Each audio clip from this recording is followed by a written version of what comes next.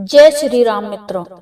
भगवान श्री कृष्ण को शुकदेव जी के जन्म लेने से पहले गर्भ में ही उनको क्यों देनी पड़ी साक्षी। मित्रों, महर्षि वेद व्यास और शुकदेव जी में बहुत ही ज्ञानवर्धक संवाद हुआ, जो मोहग्रस्त सांसारिक प्राणी को कल्याण का मार्ग दिखाने वाला है। ज्ञान, सदाचार और वैराग्य के मूर्तिमान रूप शुकदेव जी महर्षि वेद व्यास के तपस्या जनित पुत्र हैं। संसार में किसी प्रकार की संतान की सृष्टि करनी चाहिए, यह बताने के लिए ही वेद व्यास ने घोर तप किया। वरना महाभारत की कथा साक्षी है कि उनकी दृष्टि मात्र से ही कई महापुरुषों का जन्म हुआ था। महर्षि वेद व्यास जावली मुनि की कन्या बटिका से विवाह कर वन में आश्रम बनाकर रहने लगे। वृद्धाश्रम में व्यास जी को पुत्र की इच्छा हुई। व्यास जी ने भगवान गौरी शंकर की विहार स्थली में घोर तपस्या की। भगवान शंकर के प्रसन्न होने पर व्यास जी ने कहा, भगवान, समाधि में जो आनंद आप पाते हैं उसी आनंद को जगत को देने के लिए आप मेरे घर में पुत्र रूप में पधारिए। पृथ्वी, जल, वायु और आकाश की भांति धैर्यशाली तथा तेजस्वी पुत्र मुझे प्राप्त हो। व्यास जी की इच्छा भगवान शंकर ने स्वीकार कर ली। शिव कृपा से व्यास पत्नी वाटिका जी गर्भवती हुई। शुक्ल पक्ष के चंद्रमा के समान उनका गर्भ बढ़ने लगा और गर्भ बढ़ते बढ़ते 12 वर्ष बीत गए, परंतु प्रसव नहीं हुआ।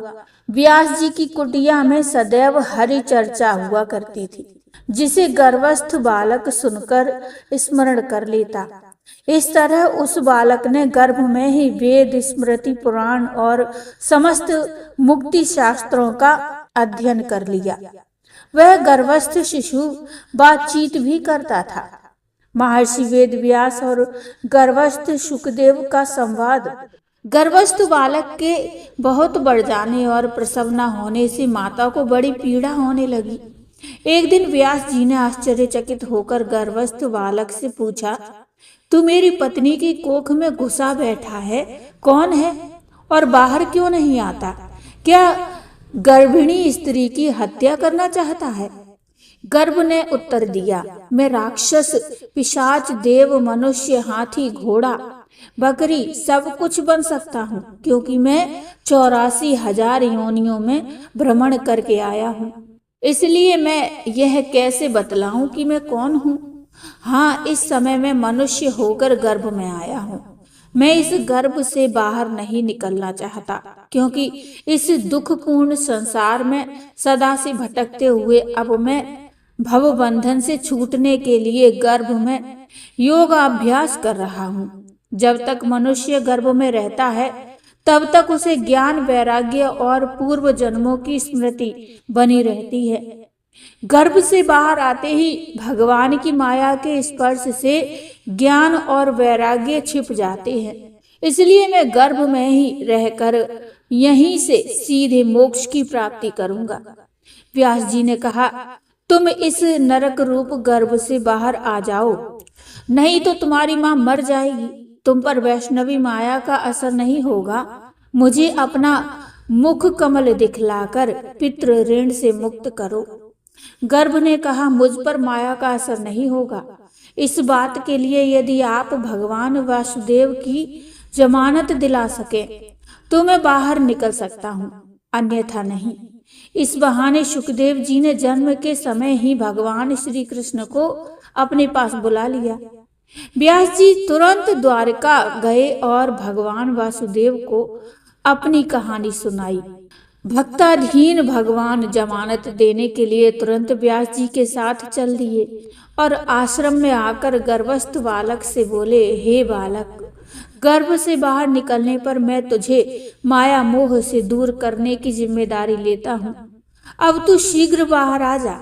भगवान श्री कृष्ण के वचन सुनकर बालक गर्भ से बाहर आकर भगवान व माता पिता को प्रणाम कर वन की ओर चल दिए। प्रसव होने पर बालक 12 वर्ष का जवान दिखाई पड़ता था, जिसके श्याम वर्ण के सुगठित सुकुमार व सुंदर शरीर को देखकर व्यास जी मोहित हो गए।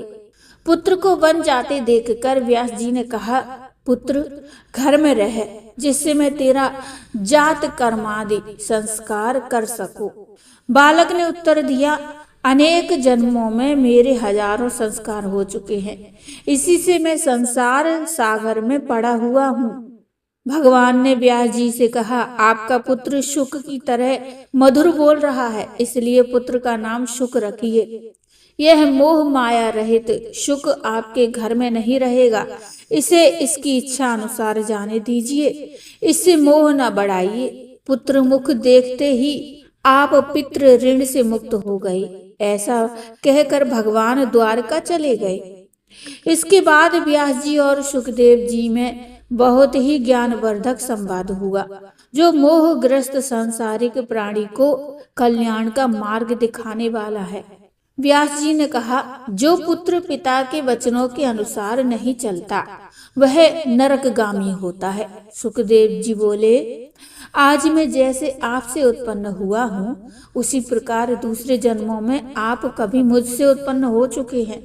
पिता पुत्र का नाता यूं ही बदला करता है। व्यास जी बोले, संस्कार किए हुए मनुष्य ही पहले ब्रह्मचारी, फिर गृहस्थ, फिर वानप्रस्थ और उसके बाद सन्यासी होकर मुक्ति पाते हैं।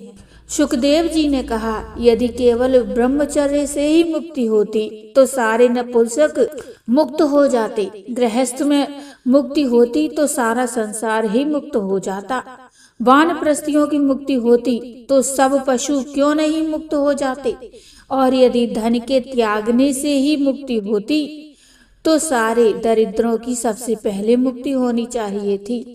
व्यास जी ने कहा, वनवास में मनुष्यों को बड़ा कष्ट होता है, वहां सारे देव पितृ कर्म हो नहीं पाते, इसलिए घर में रहना ही अच्छा है। सुखदेव जी बोले, वनवासी मुनियों को समस्त तपों का फल अपने आप ही मिल जाता है, उनको बुरा संग तो कभी होता ही नहीं है।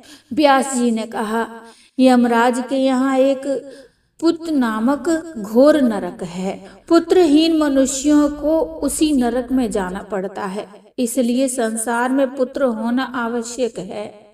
सुखदेव जी बोले, यदि पुत्र से ही सबको मुक्ति मिलती हो तो कुत्ते, सुअर, कीट पतंगों की मुक्ति अवश्य हो जानी चाहिए। व्यास जी ने कहा, इस लोक में पुत्र से पितृ ऋण, पौत्र देखने से देव ऋण और प्रपौत्र के दर्शन से मनुष्य समस्त ऋणों से मुक्त हो जाता है। सुखदेव जी बोले, गीध की तो बहुत बड़ी आयु होती है, वह तो न मालूम कितने पुत्र पौत्र प्रपौत्र का मुख देखता है, परंतु उसकी मुक्ति तो नहीं होती है। श्री सुखदेव जी समस्त जगत को अपना ही स्वरूप समझते थे, अतः उनकी ओर से वृक्षों ने व्यास जी को बोध दिया, महाराज आप ज्ञानी हैं और पुत्र के पीछे पड़े हैं, कौन किसका पिता और कौन किसका पुत्र, वासना पिता बनाती है और वासना ही पुत्र बनाती है। जीव का ईश्वर के साथ संबंध ही सच्चा है। पिताजी मेरे पीछे नहीं, परमात्मा के पीछे पड़िए। सुखदेव जी वृक्षों द्वारा ऐसा ज्ञान देकर वन में जाकर समाधिस्थ हो गए। वे अब भी और अधिकारी मनुष्यों को दर्शन देकर उपदेश भी करते हैं। तो बोलिए जय श्री राम, जय श्री कृष्ण। मित्रों, ये कथा आपको कैसी लगी मुझे कमेंट में बताइए। कमेंट में जय श्री राम लिखिए, जय श्री कृष्ण लिखिए। कथा अच्छी लगी हो तो लाइक करिए और चैनल को सब्सक्राइब कर लीजिए। मिलते हैं एक नई कथा को लेकर, तब तक के लिए जय श्री राम।